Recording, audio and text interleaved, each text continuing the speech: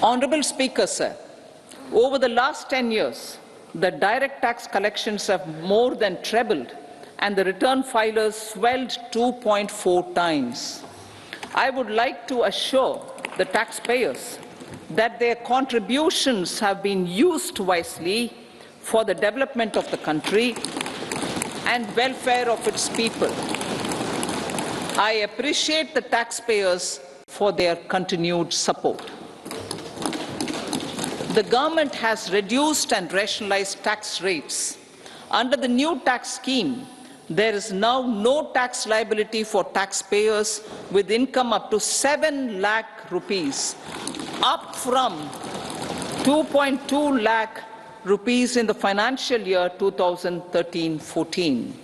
The threshold for presumptive taxation for retail businesses was increased from 2 crores to 3 crores.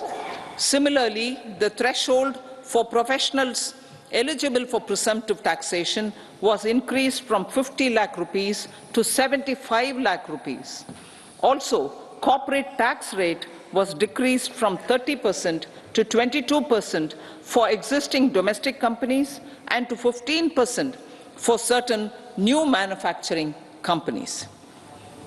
Honourable Speaker, sir, in the last 5 years, our focus has been to improve taxpayer services.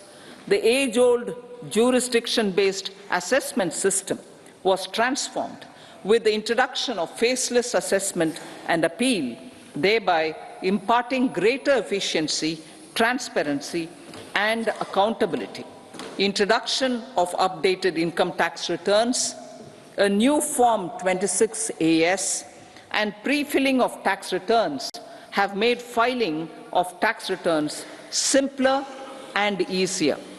Average processing time of returns has been reduced from 93 days in the year 2013-14 to a mere 10 days this year, thereby making refunds faster. Indirect taxation. By unifying the highly fragmented indirect tax regime in India, the GST has reduced the compliance burden on trade and industry. The industry has acknowledged the benefits of GST.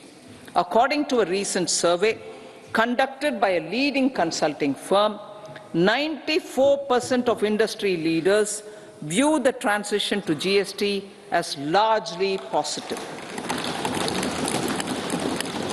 According to 80% of the respondents, it has led to supply chain optimization, as elimination of tax arbitrage and octroi has resulted in disbanding of checkposts at the state and city boundaries.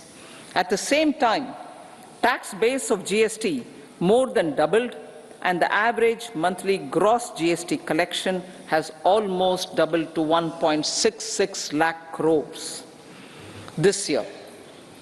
States too have benefited. States' SGST revenue, including compensation released to states in the post-GST period of 2017-18 to 2022-23, has achieved a buoyancy of 1.22.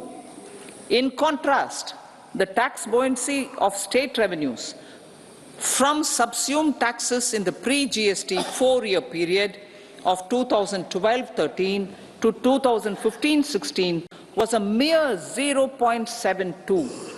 The biggest beneficiaries are consumers, as reduction in logistic cost and taxes have brought down prices of most goods and services.